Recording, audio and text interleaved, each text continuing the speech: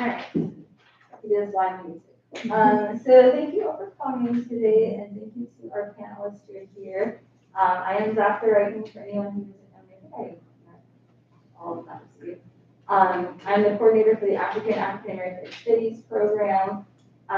This class or this event today does count for business professional hours if you're a business major. So if you did not sign in, make sure you do that so that you can get those hours. And our MC for today is going to be Ms. Sheila Carson, who is a junior theater major and a AAAS minor. And so I am going to turn this over to her. Good evening, y'all. For those of you who know me. So I'm just going to start by introducing the panel first. First, we have Ms. Brianna Dennis. She serves as the Executive Director for the Kelly Center for Economic Development at Francis Marion University. Brianna has worked with a large number of small businesses to develop strategic and business plans since 2005, many of whom have gone on to successfully secure financing or demonstrate measurable growth. She manages Florence and Lake City business incubators as well as conducts individual business consultations to incubator sites and community businesses, as well as provides small business training workshops. Brianna is also the representative for the economic development initiatives and support as related to Francis Marion University. Brianna is currently a certified economic development finance professional from the National Development Council and certified in entrepreneurship center management from the International Business Innovation Association in 2018. She received her BBA in marketing from FMU in 2003 and her MBA from Francis Marion University in 2007.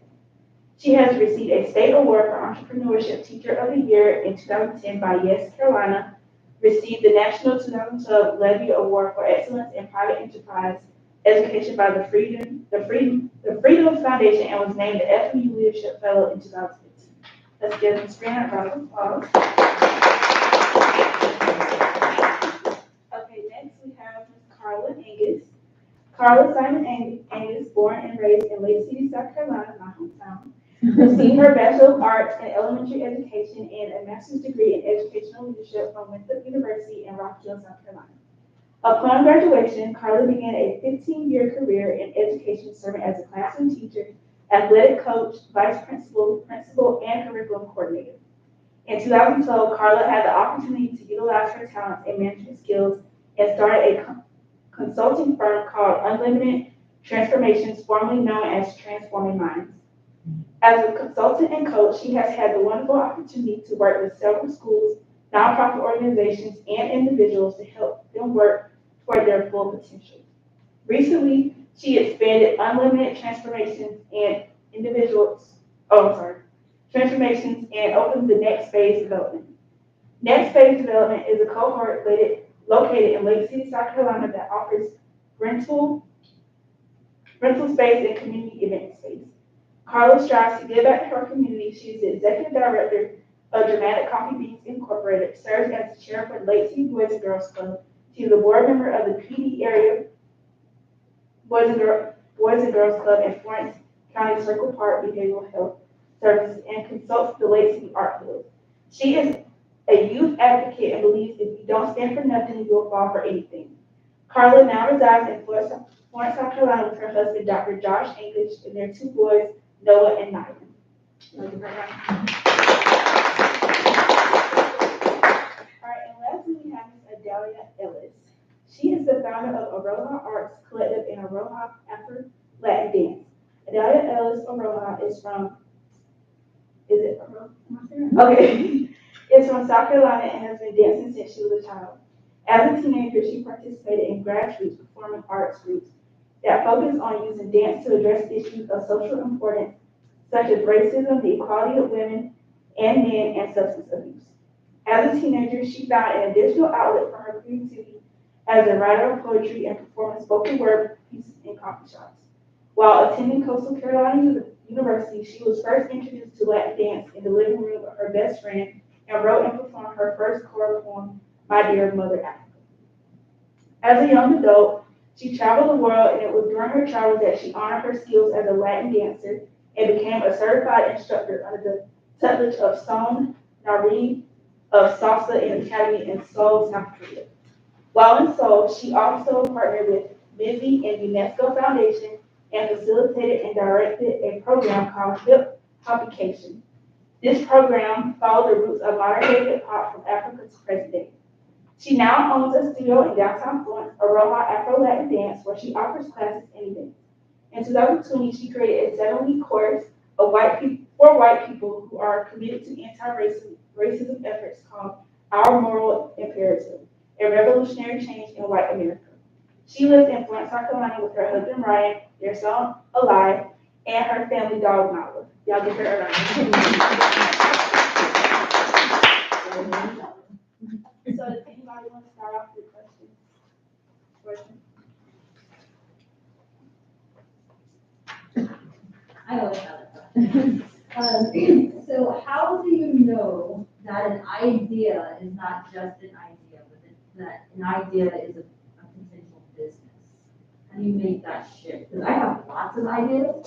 I don't know that they should all be businesses, right? Like, how do you know if there is even some formula, I guess, for that? You want me to answer that? I guess from the wide gamut of ideas that I deal with on a daily basis. So, idea validation really comes down to, does the market respond and need what you're wanting?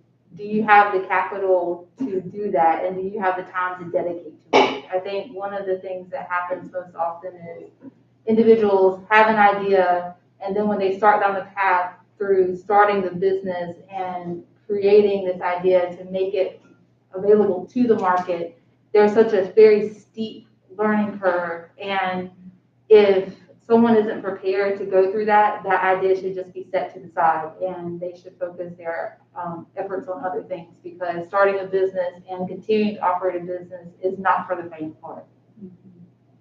So you could talk about how you deal with your individual ideas. Yeah, I mean, for me, I'm like you. I had several ideas of what I wanted to do. My background was education, and I think the idea for me was, what idea can I profit from? What is it about me and how I can use my talents and skills to create a business? And the weird thing about my business and consulting was, it's me. So it's not like I can sell you something except for me and what I have to offer to you when you're in consulting. So I think putting that idea down, putting it in a plan, writing it up. This young lady here works at Business Incubator. Here, finding those folks who can kind of lead you in the right direction. So I think ideas can become businesses, and I think that's how they begin. And I think once you step out and take that chance and see what works and what doesn't work, then it kind of refines what you're doing. But I don't think until you start working towards that idea that you see whether that business can be a business. So my initial business was a nonprofit because I wanted to help the community. And then I kind of went into the consulting business because that's how I make my money. So.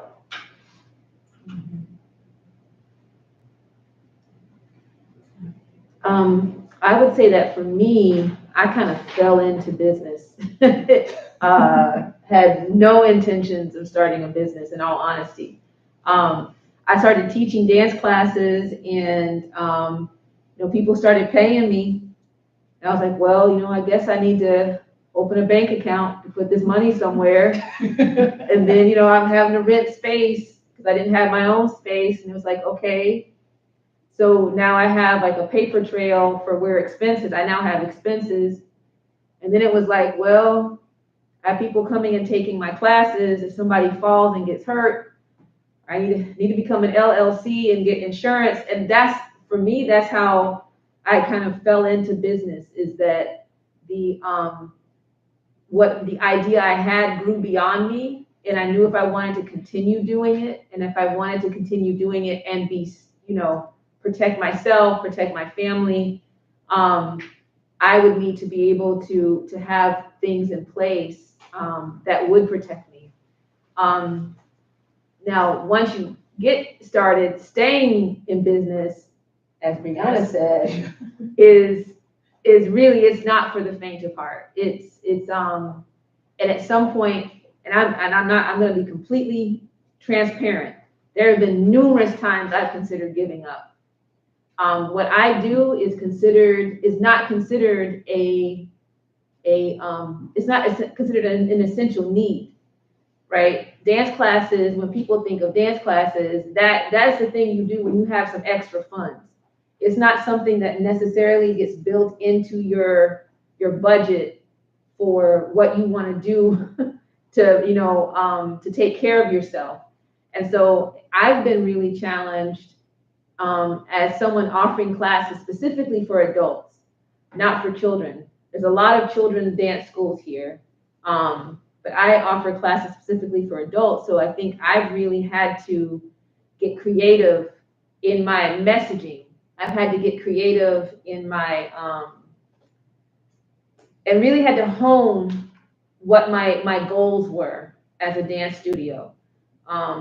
And the more I kind of got into the art of the dance I do, which is Afro-Latin dance, recognizing that the roots of these dances can be found in Africa, I really began to connect more to the cultural aspect of it rather than commodifying it as I'm just teaching dance classes. There's roots to these dances, and there's an important story that can be told. And then there's also healthcare benefits and wellness benefits to it.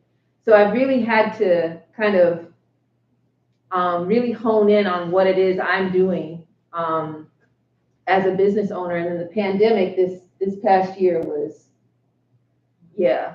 I mean, you talk about a dance school coming to full stop, it came to full stop. And so that's when these ideas really get challenged. It's one thing when everything is going great, it's another thing at some point you hit a wall and you get to decide, am I going to just let this wall stop me, or am I going to push past it?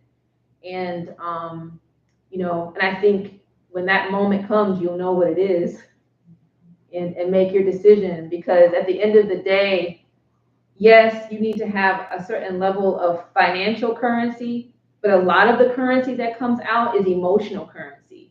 It is time currency, which in my opinion, for me, is even more costly for me to give up than money. Because it's time away from your family, it's time away from, so are you willing to give that time up to make this thing happen?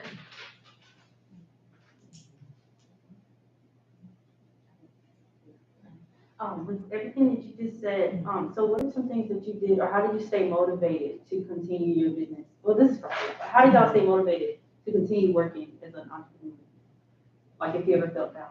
So full disclosure, these two individuals were in my incubator program. So Actually, I don't know her. I've never met her. Avery knows Yeah. that. Avery to work with. Yeah. Carla, answer that question. Will you just tell us what the incubator program is? Yes. Okay. So business incubation is each incubator is different. So I'll tell you about my incubator. So my incubator program is a 1-year dedicated resource provider for small businesses. So we have a allotment of spots. We have traditional and virtual. So traditional, we have office space where individuals can operate their business out of our buildings, both in Lake City and in Florence. And virtual, they don't have to have a physical office space, but they need assistance through the process of that year. So incubation really looks like each of these individuals has specific goals and needs. Their businesses look nothing alike, what they wanted to do, but so we tailor our assistance to what they're wanting. So whether it's helping with marketing plans, where she's talking about, about motivation, there were many conversations of just hour upon hour meetings of like, how do we pivot, how do we change, and then like if it fell apart, and how do we pick it up? So we're there as a resource to assist in those transitions. We cry whenever it's disappointing, and we celebrate when it's great. So, but we bring resources together. We provide advisement. We provide assistance in finding program partners that perhaps are a different program that we don't offer. We just really try to bring together as low cost as possible a way to support small businesses who fit our program, who were dedicated, who were willing to be vulnerable in the process, because part of the success is the constant communication. It's not like you can just come in our program and never talk to us. It's a constant communication, talking, even if you don't have a question or talk about something, it's updates, and then checking in, making sure, how does this go, and reminders and things like that. So we're an external team member that is a part of their team, but at the end of the program, we let them launch off, and then we check out. Both of these individuals are in what we call post-launch. So they have completed our program. Adalia was actually the first one to finish our 2-year cycle. So, but that's incubation. Okay, cool. And I would say, The motivation. for motivation, like, I was already in business before I met Brianna, and I needed people in that circle. Like, when you reevaluate your friends and stuff, you can kind of like categorize where they stand in your life, whether they help you move forward, whether they hold you back, whether they drain you. You have to identify your circle. And for me, finding that motivation was bringing people into my circle who could help propel me forward. I wanted people who were smarter. I wanted people who were accomplished. I wanted people who were there with me. So for me, motivation was kind of building a circle of individuals that I could go to, who could help me when I was down, who could help me in an area where I fall short. So that's been my motivation. And then, of course, once you have your idea and you're working towards something you love, and you get it on paper, and that's also your motivation, your plan. So for me, people was one, but then also just personally identifying what I wanted to accomplish. And when I accomplish it, mark it down, and you can check off something you've done. You're like, yes. So, for me, those are my things. And I kind of want to piggyback on what you just said too, because that circle is vital. It's vital. A lot of people, some people in business, they say they're self-made. They did it all themselves. There's not a single person who has a successful business that did anything on their own. The idea may have come from them, but at the end of the day, it's helpful to have other people that all of us have blind spots. All of us have things we're not strong at. Like you were just saying, there's things we're not strong at. And when you have a close circle of people that you can trust, and especially if they love your idea, and that's the thing I do want to say, no one's going to sacrifice for your idea like you do. It doesn't matter. They can be married to you. They can be your children. They can be your best friends. They can be your parents. They can be your siblings. None of them are going to sacrifice for the idea like you will. So that's the one thing you have to remember, is that at the end of the day, whatever your idea is, you are going to be the one who pushes it forward. But having people with you to help walk that path with you, I think is vital. And I know that for me, getting into the incubator was absolutely game-changing. I didn't even know there's so many resources available to young entrepreneurs here in Florence. And the only way you know about it is if you come to something like this. And I will say, when the pandemic hit and I had to close I literally had just gotten my first space, my own studio. I had put signage up, painted the walls, bought brand new floor, had it put down, had put my mirrors up. And within a month I closed because the pandemic hit. So I remember talking to Brianna and being like, what do I do, right? And everybody was scrambling to, I was trying to figure out, but none of my students wanted to take my classes online. They'd taken classes with me, and I don't think they could make that jump from in-person to online. And around this time, George Floyd died. And so we had a lot of unrest happening around racial justice and police brutality. There was just lots of, in my opinion, lots of trauma was happening at this time. And it was in a conversation with a good friend of mine who was doing something in Atlanta, that the idea of creating a program for white people who are committed to anti-racism efforts, creating a program specifically for them. And this idea came. I literally put together like a 7-week program. I contacted Brianna, and that became I started out in the incubator as a Roja Arts Collective.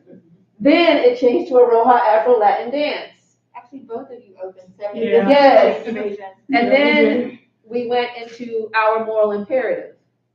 And so we just kind of pivoted and looked at, and she was in my first, like my pilot group of 5 or 6 people who did my course for the first people to do my course. She was in my first group. And that is what our moral imperative group is what got me through the entire rest of the year. And I made enough money doing that course with cohorts of people that I was able to buy the studio I'm in now. Rent the studio I'm in now. And get all of the things I have right now came from that business. So sometimes when we think, I hate to say it, I'm gonna say it, when a door closes, a window opens. But it's true, you just gotta be open to it. And I think the last thing is that the motivation, I think, for all of us has been what all of us do, it betters the community in some way. And every time I think about, giving up the dance thing, I'm not gonna lie, every single time it happens, I'll get like a flurry of people signing up for class. Or someone sends me a text and I don't say anything. I have not told a person. I'll get a text message from somebody, Adalia, I know I haven't come to your classes, but what you do is so important. And when I can, I'll get there, right?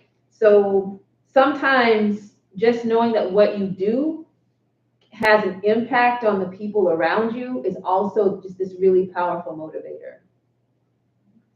And one more thing I want to add with motivation, it is truly a hustle to maintain your business. And I think one of the key things too is just self-care. Like you guys are young in your career, and you have to look at what are the things that you're doing for you yourself to maintain you as a person, because you will need that when you go into business. Because you will have the naysayers and you will have the people who support you.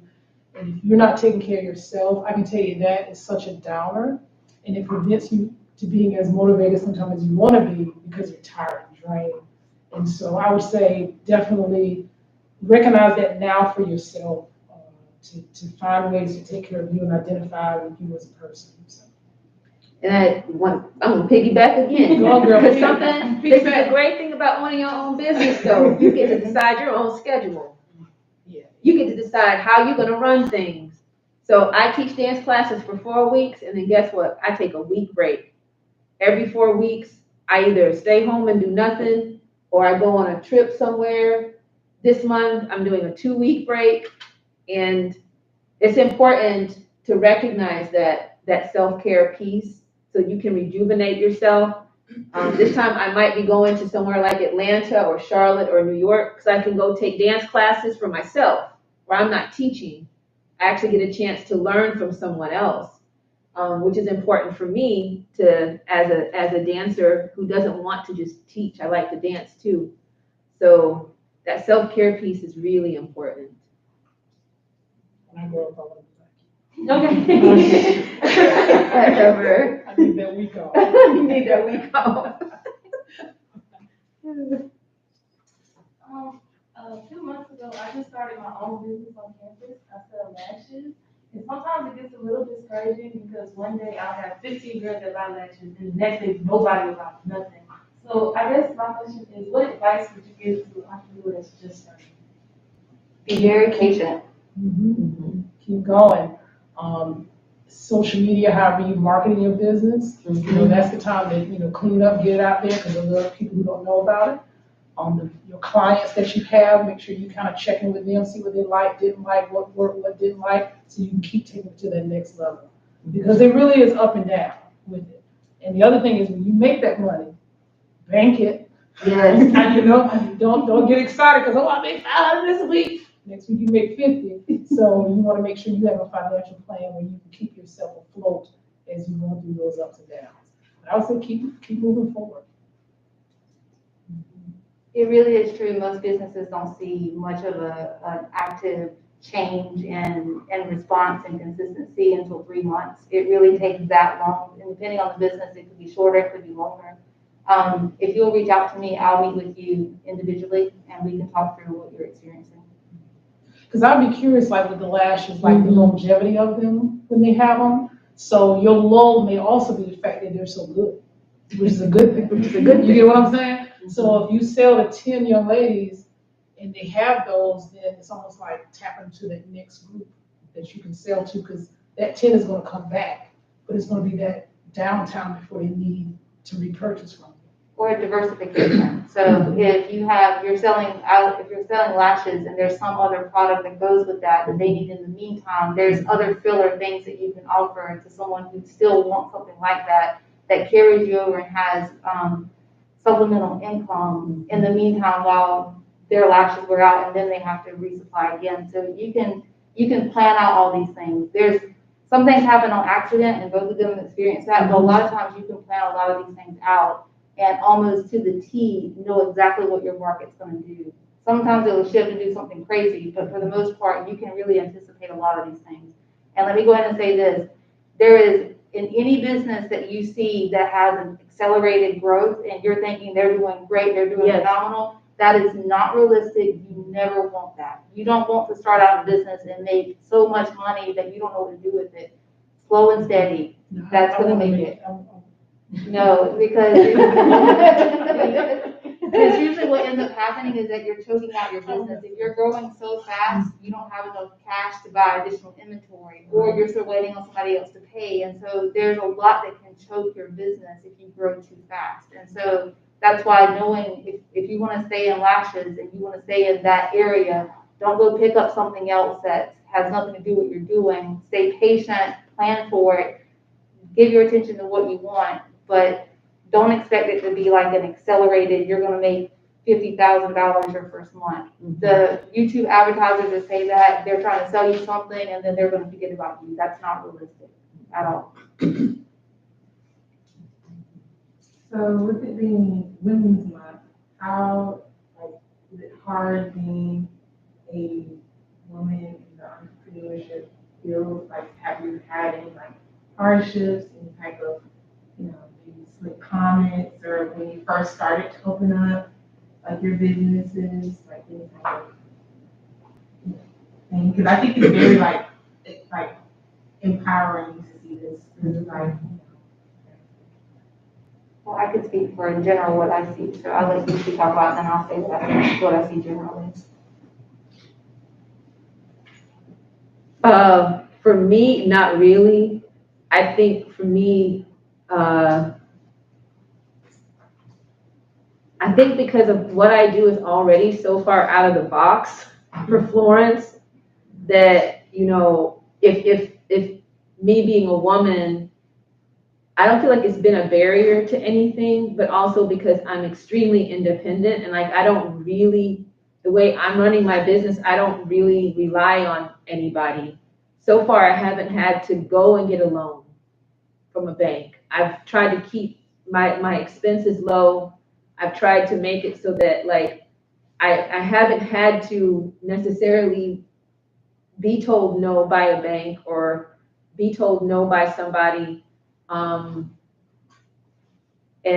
question, is it because I'm a woman? Is it because, I'm African American? Or is it really because I don't have a solid business plan? I haven't been in that position at all yet, and hopefully I won't be, but I think for me, when I first expanded in education, it was a comfortable, familiar area because I was a principal, so I had made a lot of connections with principals and stuff like that. When I expanded to next phase development, the rental piece, when I purchased property, I felt it then. Because I was working with more contractors, and there are very few women contractors. As a minority, I think a lot of times when they would come in, they would see me having the business, they would say, well, who is the owner? Me. So I did see that challenge, but to me it was also, learning that formal registry when conducting business, knowing the business. And there were sometimes I would go and talk about, recently I'm trying to find someone to do my landscape. I don't know anything about flowers. I just wanted to look good. So what I did is I went to like a floor shop and spoke to them, went to another person. So by the time I got to the second or third person, I could talk like I knew what I was talking, and I felt like I knew what I was talking. So it's almost like I took a class. So by the time then I started talking to the yard guy, and he started saying, "Oh, you need this," and I said, "Well, actually, we can go this route." So then you could almost see the eye perk up, because it was like, "Oh, she must know what she's talking about." So I knew enough to then maneuver through that conversation. So I have felt it, I've observed it, and I can say that it doesn't stop me. If anything, it empowers me even more, because I do want to be the one sitting in that room with all these males, and I've been in a room where it's nothing but white guys, and they're looking at me, and I'm sitting there like, yeah, let's go. In a productive way. I'm just saying, no matter what room you're in, whether you're the only female, whether you're the only minority, whatever the case may be, it is where you kind of feel that nervousness. But if you handle your business and you know your business, you gain that respect. And for those who don't respect you in your role, those are not individuals you probably work with anyway. And the other thing is whether they respect you or not, they respect your dollar. So, based on the communications of whether you decide to move forward in that relationship, I haven't had too many that I have regretted. It was more so like, I feel like we learn from each other. So by the end of that contract or the end of that agreement, whether they felt like they should have worked with me as a woman or not, by the end of it, they were like, this was a good experience, So, but yes, the challenge is there, but I try my best to push through it. Well, they both touched on some of the areas, but one thing I do want to point out is that, so I worked with probably about 1,200 different startup and existing businesses in this area, to include in incubation. There's already been 22 incubated businesses. So what I see more often than not is I spend a lot of time with women of color, and what I find by and large in women in general, women self-sabotage. Like we spend a lot of time talking about do they want to do this? Do they have the stamina to continue? And so sometimes it's less about their ability to operate their business and more in their belief in themselves to do it. And so part of what ends up happening in incubation, or even when I did work with individual businesses, the women who come in, typically it's trying to get them to understand that they can do this with themselves, and that they have support systems in place. They can make these things happen. But it's getting over that really large hurdle of, yes, you can do this. It doesn't matter what someone said to you. If you firmly believe and you have a solid business plan where you walk into that room with all these men and you know what you're saying, you know your numbers, you can spell it out in the best way possible, people will respect you. But it's getting the women up to that part is a challenge. And sometimes I've seen progress and it's been phenomenal. Sometimes they never make it past the idea stage because they were never able to convince themselves that they actually had a chance in moving forward. And I'm not talking about these are like major $1 million or $500,000 businesses. Some of these were like micro businesses that was nothing more than a concession stand.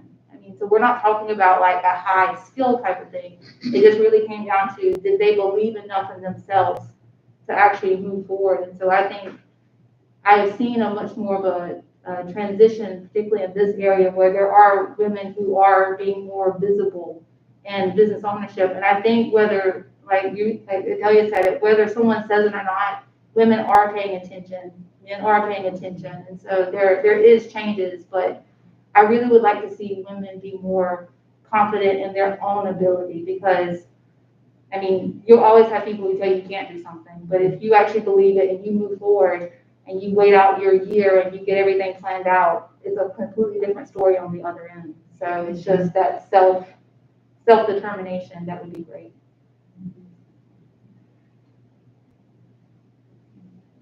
I'm going to interject for another question. So some of the viewers online can't hear the questions being asked, so Dale is going to repeat the questions that get asked before you all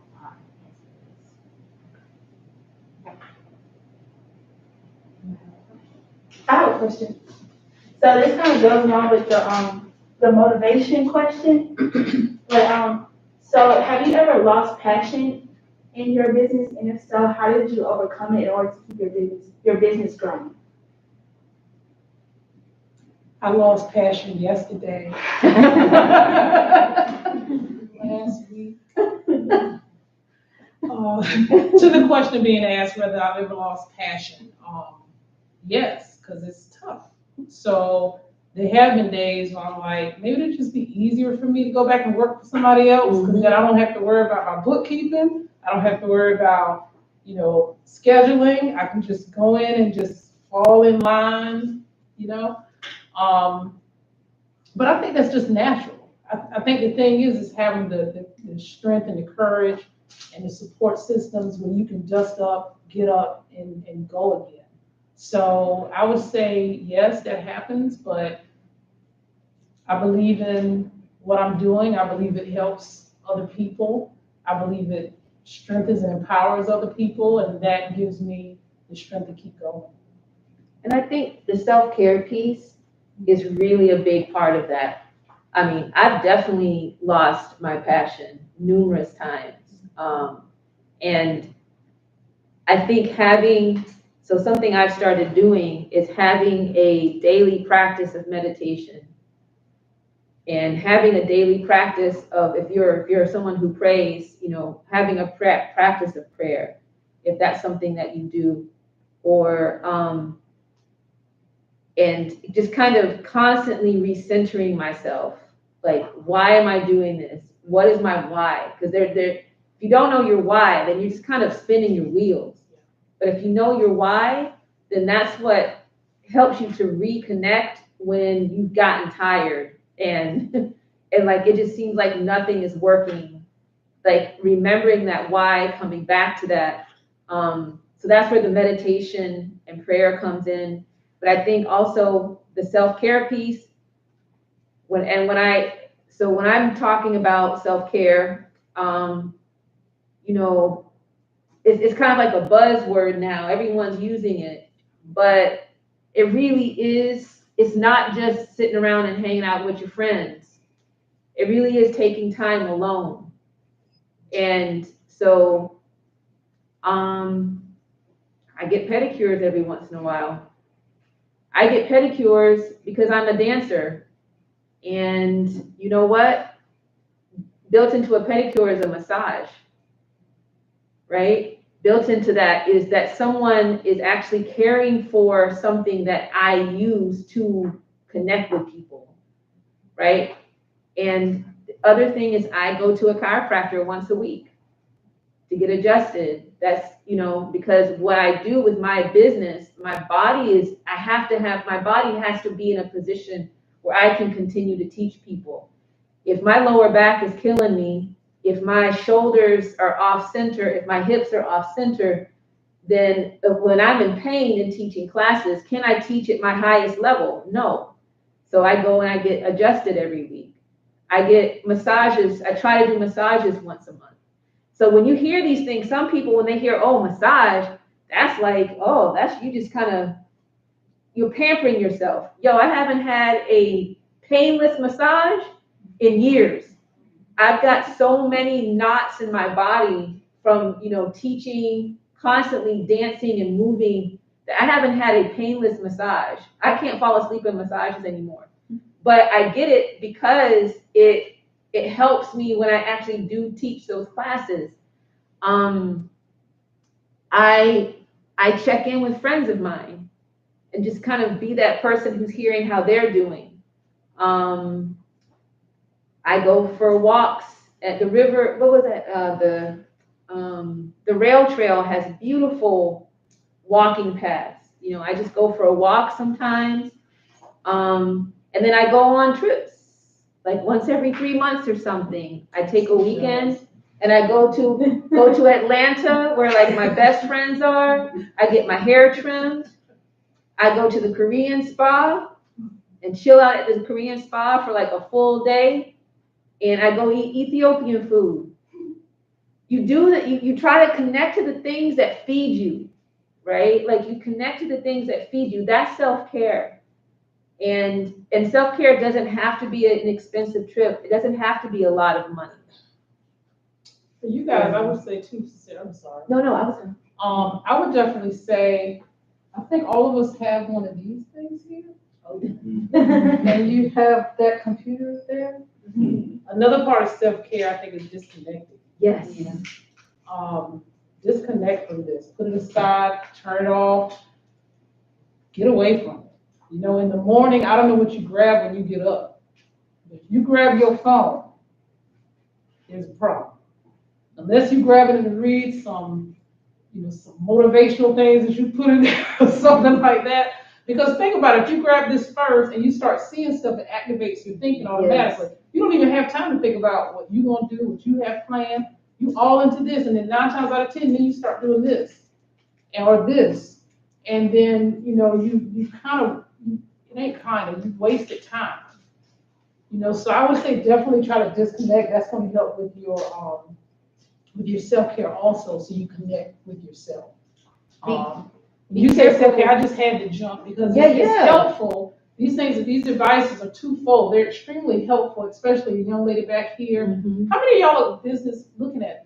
I'm assuming everybody here is here because they want to open a business, right? So, you can go on here and you can look up stuff on Facebook and see other lashes and see businesses that are and kind of see what they're doing to kind of get some insight on some things. But those things should not unmotivate you to think that yours can't be just as good, if not better. So it's definitely good with getting information and learning and resources. But for self-care, you definitely sometimes have to disconnect from it so you can connect with yourself. So I just had to say disconnect. My son is on it all the time. I'm like, son, turn it off for a while. And be careful about the social media life and real life. Oh yeah. Social media life, people in there got make it looking like they making money all the time, and they just everything is like great. It sparkles and everything's great. I have friends who are like, oh, when I see you, it looks like everything's going well. And I'm just like, that's Facebook life. You want to hear what's really happening behind the scenes? Behind the scenes, these are the things that are going on. So just be really careful about that. To not compare your business or what you're doing to what you see on social media.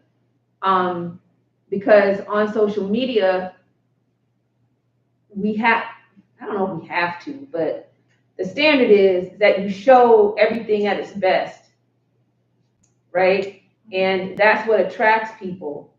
And so just remembering in the back of your mind, if I'm struggling with this, then I can assume that what I'm seeing on social media is just them outputting the positives of what they're doing.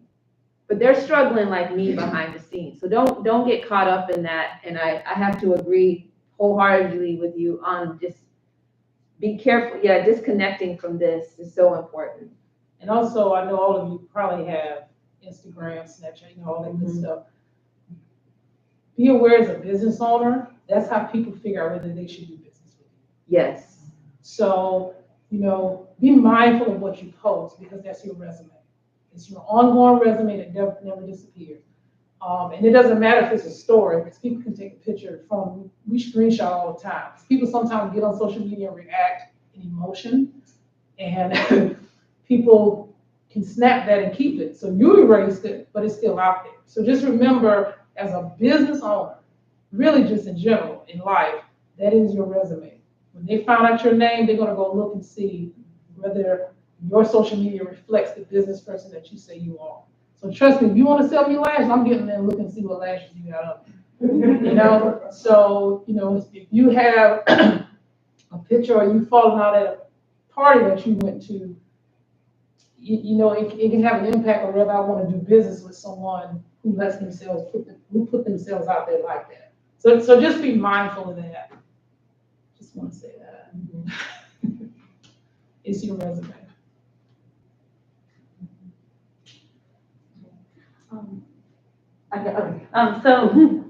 You I know y'all touched on it a lot, but I just want to ask, are there any specific daily habits that you would recommend, like any books that you would read or things that you would just get into on a daily basis as far as being a business owner and helping your business?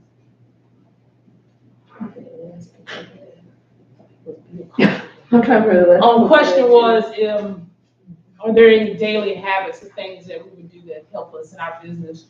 I'll say get up, start a routine. Don't let your life, your days be dictated by your business or your classes. It's a cool thing, like in college, I remember, I miss these days.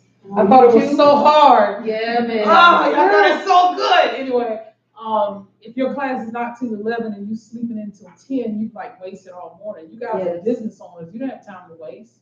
So I would say go ahead and set your regimen, what time you get up in the morning, so you can start at that point doing for you, whether it's meditation, whether it's you're gonna spend 30 minutes looking at other businesses that are similar to yours and see what inspiration you can get from it. You want to create that for yourself in the morning. The last book I read, ironically, is Be a Coffee Bean. And I have a nonprofit, Dramatic Coffee Beans, and I didn't know that there was an actual book that was out there and something called a change agent, but it was more so directed towards what I was doing. I would say one good book on a business is probably 7 Habits of a Highly Effective Person. That book has been out there for years, and I still feel like it's very relevant to today.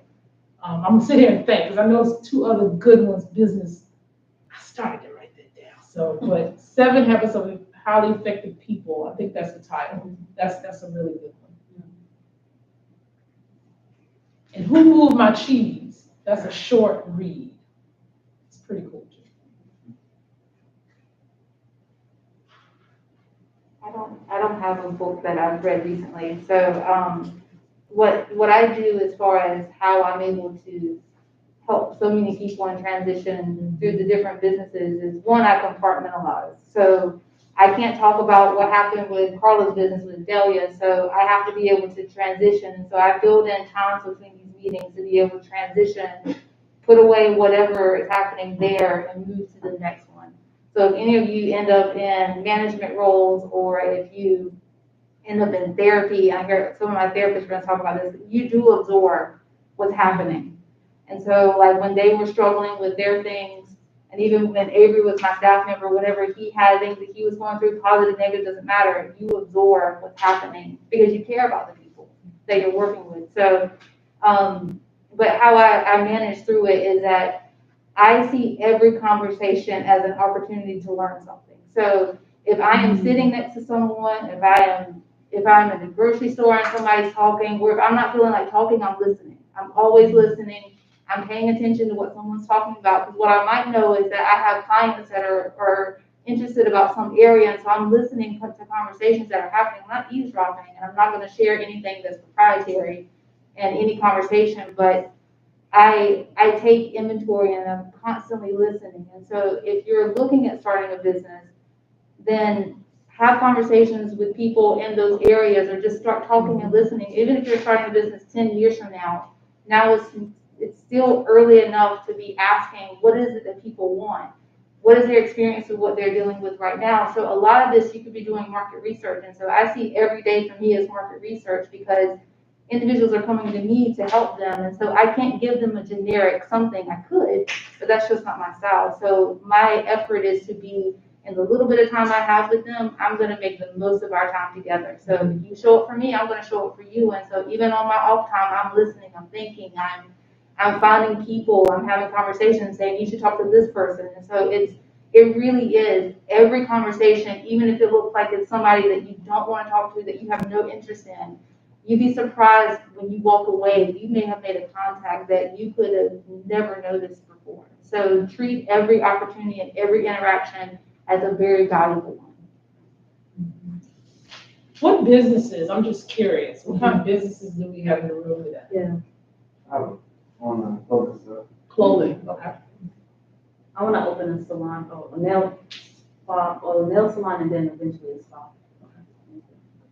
I want to open my own dental practice. Dental? Anything else? Real estate, so I'm gonna talk to you a little bit more. Okay. Yeah. E-commerce on store, one site. Okay. Just curious, because, stay encouraged, because your businesses, there may be another spa or another dental practice, and it may discourage you, saying, well, can mine really work? And I would say, yes, it can. You know how many burger places are in the world? So there's room for all of us. Those who make it are the ones who put forth the effort to make it happen. So just you coming today, those who are out there watching, this is the step. You don't want to miss those opportunities. So I applaud you for taking time out of your schedule to try to, tap in to see how to move your business forward. I would also say collaboration. If you can collaborate with people, I think that's a powerful way to, one, support businesses to support one another. But then also when you collaborate, you have to contracts, right? Anybody who is uncomfortable putting it in writing, that is not someone you want to work with. No. Just letting you know from the jump, you do not want to work with someone who doesn't want to see it in writing, right? So, so that's the other side of collaboration is, there's, I've learned throughout the years that there are people that are great as friends, but you don't want to work with them in business, right? And so just being really aware of what it is you do and what it is another person does, and can you actually work together, right? And then there was something else that was brought up, and this might be a good forum for this. I teach this course here on campus on the history of Afro-Latin dance and music. And I had some students in class one day bring up, like on TikTok, right?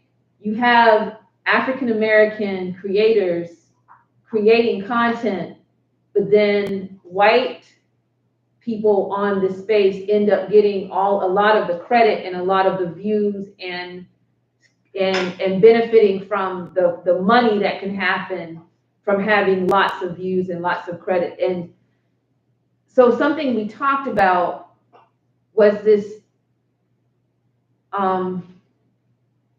being able to have an idea.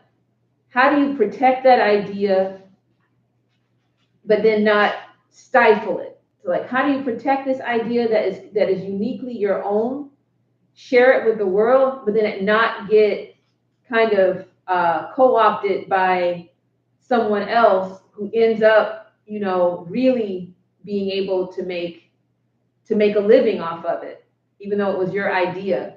And I think the incubator is a good place to start. That's one of the other things that what her team does is they bring in people. They do seminars like once a month or so, right? Where you can learn how to protect, how to trademark, how to copyright, creating contracts, working with lawyers to protect you and your ideas. So that is something I did want to directly address, because there has been a legacy historically of people of color creating things, and then the things that they create, other people being able to take those things and they become the ones who benefit from it, as far as like materially benefit from it. And I think we need to get to a point where that starts getting balanced out, right? That there needs to be a way for content in the same way that other people are able to protect what they create. People of color should be able to protect what they create and see the benefit and the gains of their creativity. So starting with the incubator, I think, is a great kind of resource right here that can help with that. And I think it's with intention. So if you're creating content and you're going to share it, if it's something that you want to continue to use, if it's something that you're connecting to your identity and your brand, stop sharing it. Don't start down that path until you've started the process of protecting those pieces, because once it's out there, someone could come and swoop in and take it, and legally they could do that. If they went ahead and did the trademarking and stuff, there's ways that, any attorney will tell you that if someone filed it and they went through that process and they received the trademark before you did, you're out of luck. And there is story upon story of that happening. So right right now content feels like it's so free and giving and like people just put it out there. But if you're truly doing this with an intention of building a brand or an identity or something, really take the time. It doesn't take long to get these things started, but really take the time to really think through before you start putting all of your content out there, because once it's there, much like social media that Carl was talking about, once it's there, it's out. And in some instances, intellectual property, going back and doing that process, you've already lost some of your benefit of doing that. So they're really, don't just haphazardly do this, because once you realize that it could be something that is valuable, you may have lost the edge in it. So really do things with intention. How has support from your family helped you operate your business? I think for me, my family has always been encouraging. So, if I understood you right, because you said, how has my family supported me in my? How has help from your family helped support you? Yeah, how has that helped? I think the help from the family has, because they understand it takes time. So, like, I'm here today, and my son is at basketball or whatever, baseball, and so he understands that I'm not gonna be there at the time because we planned for it, So, for me, that's been helpful with my family. Like, they've always been encouraging. They see a bigger star in myself than I see in myself. So when I'm down, I think they also serve as that motivation for me. So I've been very fortunate that my family's been very supportive. Very similar, very similar. The times that I have considered like giving up is, having a conversation with my husband and him being like, Adalia, this is what you do. And, and just really encouraging me to keep at it and encouraging me to be creative. I mean, I also happen to be very privileged that, my husband is cool with taking care of, we don't have to have a 2-income household. So I'm very privileged in that way that my husband is fine with taking care of the costs of, everyday living so that I can do this. And I know not everybody has that. And I recognize that I'm very, very privileged and very lucky in that way. That being said, I really do want my businesses to become materially successful so that I can, give back to my family. But in the meantime, I think it's been helpful to have someone that when he met me because I dance. And honoring that, he recognizes that if I were to give this up, or if I were not to be doing this, this would have a negative impact on my life, which would then have a negative impact on our family's life. And he also sees what it does for me, what it brings to my life, the joy it brings me. So I think that just like with Carla, that, when your family sees that this is something that makes you happy and they honor that in whatever way they can, they support it. And I would say, to be funny and play the other side, my immediate family, I do have some extended family that was kind of discouraging in some ways, because like when I got my degree, they was like, oh, she thinks she on that now, so you have that underlining where they're like complimenting you, but not complimenting you at the same time. And so I would say I wasted a lot of time early on in my career fixating on that and trying to prove to them that, no, I'm still cool, I'm still, I wasted time. I'm gonna say wasted, because y'all are young, all of you come from different backgrounds, and when you graduate and return home and start working in business, you're gonna have even some of your family that has some sly words to what they have to say. You just love them anyway, but don't let those words discourage you. So I'm very fortunate with my immediate, but as you were sitting here talking, I was saying I do have to share. Yes. There were some extended family members that, had some things to say, but, I wasted time. So if you guys have any family members that are saying something in regards to your business, try to stay focused and don't let that discourage you. But definitely communicate, because Oh, yeah.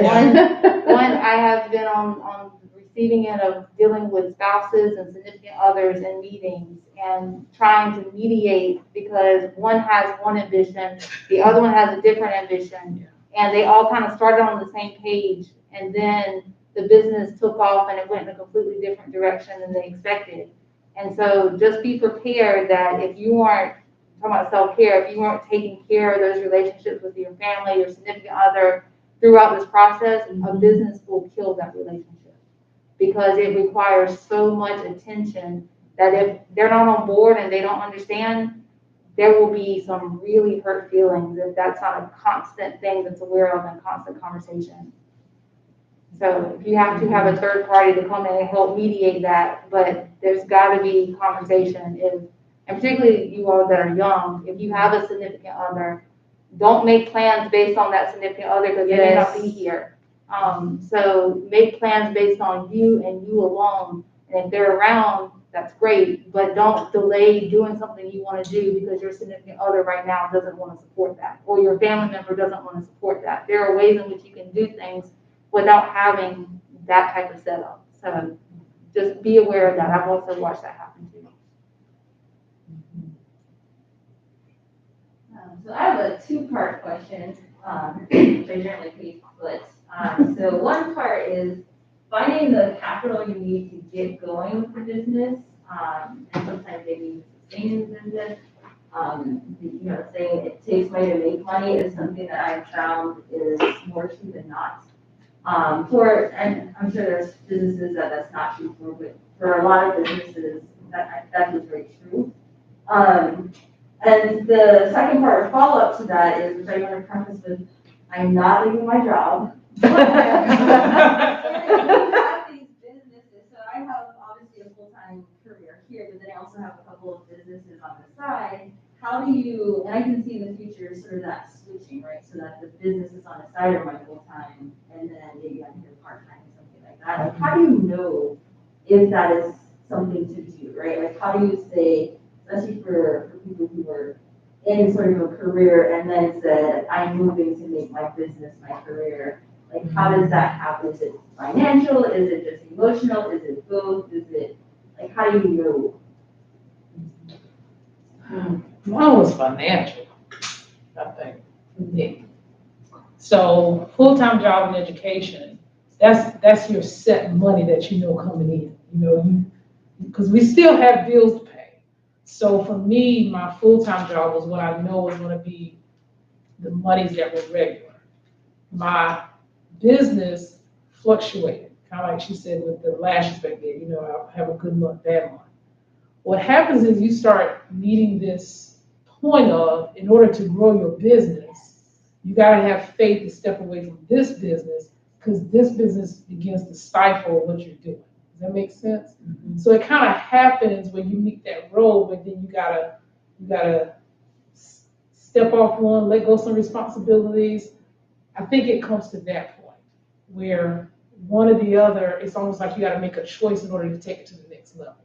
Mm-hmm. And with a job, sometimes you're faced with, I got a promotion, so I got more money. I got this. So then it's almost like you tricked to believe now you can't do you don't let go of that money. So the money is not always the thing to look at that's driving you, if that makes sense what I'm saying. Like you got to pay your bills and stuff, but it gets to a point that you may have to step out on faith because your business can make you just as much money as as your job.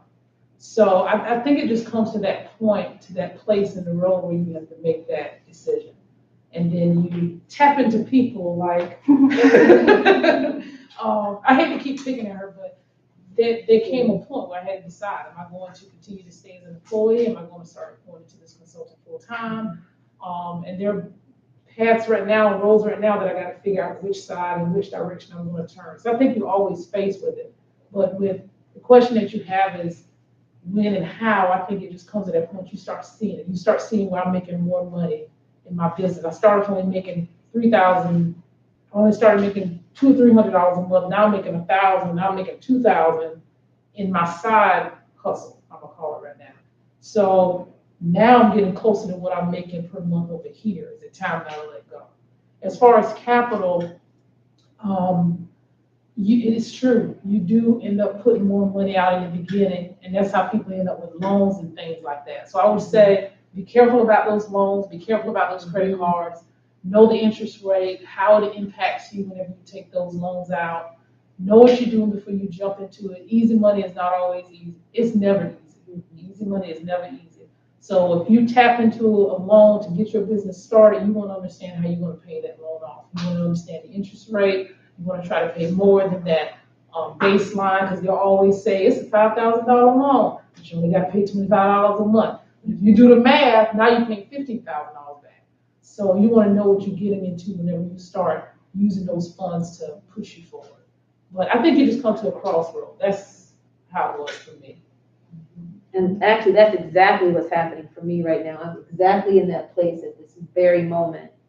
And it's been kind of a back and forth conversation between me and my husband is, I'm running the studio, and I'm teaching here part-time, and I also have our moral imperative. Of the three that I'm doing, our moral imperative has the greater possibility for making the largest amount of money. Because it's something I can start taking into corporate spaces. And so then the question really is becoming, do I take anything off my plate? I love teaching here at Francis Marion a lot. And the only reason why I've stayed is because, I really love it. I get a lot of energy. My husband's just like, man, I don't know about you giving up that, because, you come home and you're in like a joyful place, because I just love teaching. But of the three things, what I would end up giving up is FMU, because I'm running this business, and people are coming for dance classes. So it's not something I can shut down yet. But for me so now it's a matter of finding that where are the pockets of time? Yeah. Right? Because if I could continue working at FMU and do OMI, that would be great. I have to find the pockets of time that make that possible. But I'm very much so at that crossroads right now. I'm very much so in that place where I'm trying to figure out, how am I going to do this? And I'm finally at that place where I need to start thinking about an influx of cash, potentially in the form of a loan. And I have avoided that now I've been teaching dance classes for 15 years. I've avoided getting a loan, because I knew that once you get a loan, you in it, right? Like, you in it. And I just wanted to make sure if I got a loan for something that, for my business, that I, one, would have the capital to pay it back, because I hate owing anything to anybody. I just hate the idea of owing anything to anyone. But OMI is at a point where there might need to be that influx of money to bring on the type of support I'm going to need to be able to go into corporate spaces. And so, and I'm in the middle, so I can't give you an answer right now. Check back in 2 to 6 months, and I'll have a better answer for you. And I think as far as capital, I'm completely I think with Carla. for me, my capital was the money I was earning from work. That was a challenge, because I didn't want to take out loans. And so, identifying it, I would say, if you go into it, just be mindful of the loan that you take out, because I didn't come from money. So I didn't come from generational wealth. So everything that I built came from what, I started off with. And then, I got married, so then I was able to put those funds together. So that's what kind of helped. But it comes to the point which you have to consider, especially in the clothing line, because basically you got to buy it before you can make the money. Exactly. So now you bought a shirt for $5 or $10. So how far do you mark it up before you mark yourself out? So you kind of like finding that balance with your businesses. So with dental, I'm assuming, you're starting off practicing under somebody, but then you got to make a decision. Now, do I step out? Do I start my own dental practice? So the legalities, the loans, the things like that, there are classes that are offered a lot. So take those, because that's what helped me, especially on the legal side for me with Yeah. contracting. It was extremely helpful to me. Because those are the things you don't just pick up. Those are the things you have to learn. The emotional, the passion side, you got that, because that's why you doing the business you're doing. So. Yeah, don't listen to emotion first. It will lead you in trouble if you're not careful. So whenever you take that emotion and you apply it to, let's say you have a business plan, always do a business plan. But if you're looking at those 3 different avenues that you were talking about, and you're seeing, if you give yourself a timeline in the next 3 years, if you dedicate, and you have this amount of time, this is the amount you're pulling in from your job, how much can you put aside while slowly building that in and creating that transition point where it's not going to be this huge gap between the two. I mean, you will have to take a leap and leave, but you've already had a plan in place. And then as far as capital, that's where this comes into play, is really important, is that most lending institutions, whether they're traditional or non-traditional lenders, want to see 2 years of you in business. They don't want to fund startups. They will most of the time say, it's a great idea, I hope you do well, see you when you've been in business for 2 years. I mean, they want to see that what you're doing makes money, that you've stuck to it, that you're willing to put in your time and your money into it. So if you have a full-time job or a part-time job and you're operating your business in a part-time way, that still counts as business operation. And you're still having that safety net of employment so that you can build it slow and build it well. Because again, the worst thing you can do is jump into a business, not do it right, and find out you didn't follow something regulations, you didn't have some type of permitting, you forgot that you didn't apply for sales tax, and now the Department of Revenue is coming after you because you didn't have a sales tax license. So there's many things that you can be afforded by taking a slower approach and reaching out to programs like mine and others that are here to genuinely assist you. I get nothing other than the enjoyment of my job by helping the community. I get nothing from their businesses. It's against my employment. So I have nothing to gain other than the enjoyment of knowing that I've set you on your path and hopefully you're going to make a better life for you, your family, and your community. So there are many other entities like me. So do not be afraid to reach out and have those conversations and talk to more people than me. I've seen lots of different businesses, but there's some that I work with more deeply than others. I have other counterparts that may have worked with a different type of business, like the dentistry. I know enough about it, but I'm not as clued into that. There's some other entities I could tell you that could actually assist you better with that. So don't be afraid to reach out to resources and make a plan. It really makes sense when you start working through the business plan and asking those really tough questions, even if it is selling shirts, because you will need to know who's your supplier, how much money do you have to have up front, getting your tax ID number so you can get wholesale prices, what vendor are you going to use for your website, what are their charges. There's lots of things that go into it that really isn't just, I want to sell a shirt today, and so therefore I'm going to do it. There are so many other things on the back end of that.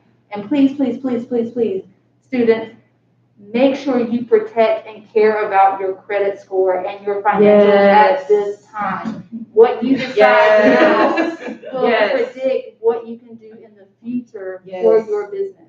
So don't think that, oh, I'm a student, and, I have to take out loans and I have to pay this back. Oh, I need to live on credit card debt. It will come back and bite you whenever you're ready to do things for yourself. And then if you're starting a business, like I said, 2 years in business, other than that, they're looking at you as a person and what assets that you have. And if you haven't paid bills, if you're behind, if you get out and you default on your student loan, it's going to be a bad day for you to find financing. That's And gonna be challenging. don't be afraid of loans. They're there for a reason. But that's why when you go and seek a loan and you get it, you know what that money's for. It's not like a change check where you can go and blow it and everything is fine and fine. But when you take out a business loan, it should go for what it's needed to go for, because if you just blow it and then you need money, it's really hard to get additional funding. It doesn't turn around that quickly. Banks are notoriously slow.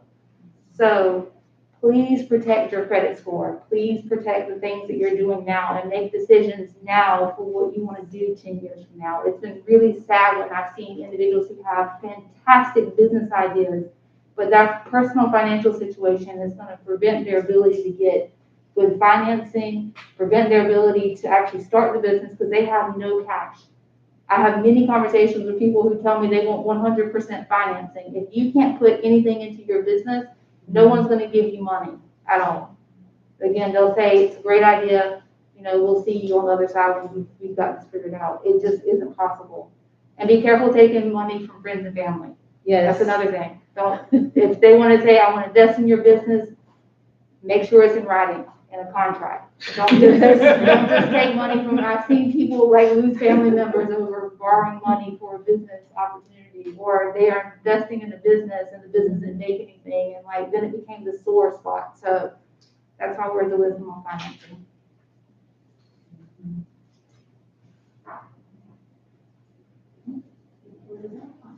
Well, I just want to say thank y'all so much for coming. Was there any more or less questions before we close? Would y'all like to give any more advice before we close out?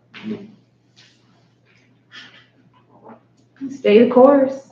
Yeah. If it's something you feel really drawn to do and it's something that you love doing and you really feel like you would like to make a living doing it, stay the course. Be patient. Don't quit your day job until the other job is actually, paying out. But yeah, stick with it. And try to save now. Yeah. I mean, you guys are in a good situation, I would assume, being in school and everything. And if you have started taking student loans, because I remember I didn't have that money, so student loans was what helped me get through school. But there were a couple of times that I bought 1 or 2 outfits that I didn't have to buy with the extra money from loans. You know what I'm saying? So, use your money wisely, stay focused, use marketing, the free marketing, which is social media for you, and keep it regular. Don't start it until you're ready to keep it going. Y'all know that's how social media works, right? So if you're truly using it for your business, don't start it until you're ready to keep it going. Okay? But other than that, just keep doing what you're doing. I should say that about student loans. Just because you have student loans, that doesn't prevent you from getting financing. So if you graduate and in 15 years you still have $100,000 in debt, as long as you're paying on it and are current or have deferred, you're fine. Never default on a student loan. It carries you to death. It is one thing that doesn't go away. So I helped somebody with financing that had $500,000 in student loan debt, and that was not a deterrent for them getting lending. So let me preface that with that. My last piece of advice is, I'd be more than happy to talk to any of you about what you want to do with your business, even if it's multiple sessions and getting you where you need to go. I will impart whatever wisdom I have onto you and help you progress into that. So please feel free to attend our workshops. They're posted on our website. If you want to schedule an appointment, we have it where you can do our client intake form. Anything you discuss with us is confidential. So if Dr. Whiteman came and talked to me about her business, nobody would know that she ever came to talk to me. So it's confidential and is never disclosed to anyone. Even if someone comes in and is a competitor of you, it doesn't matter. We don't disclose any information. We work with you as an individual. So, but you showing up and being here it says a lot about who you are and what you're willing to do. So good on you for being here. Yeah, same here. I'll share my information. So if you guys need any support, I'll be happy to provide any consultation I can do free. Because you're Francis Mary students and you're starting out, so I'll be happy to help you. Oh yeah, I forgot. Our stuff is free too. There's no charge to that. Can you tell us the website? What is that? Will you tell us the website, or should we just go to the homepage? Oh, it's fmarion.edu /Kelly Center.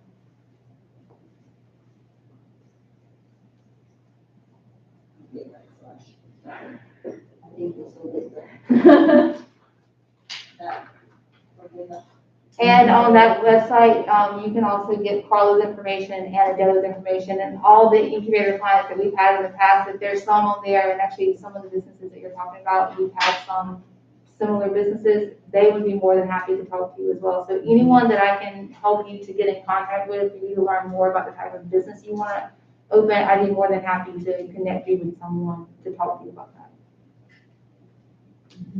Well, let's give them another football.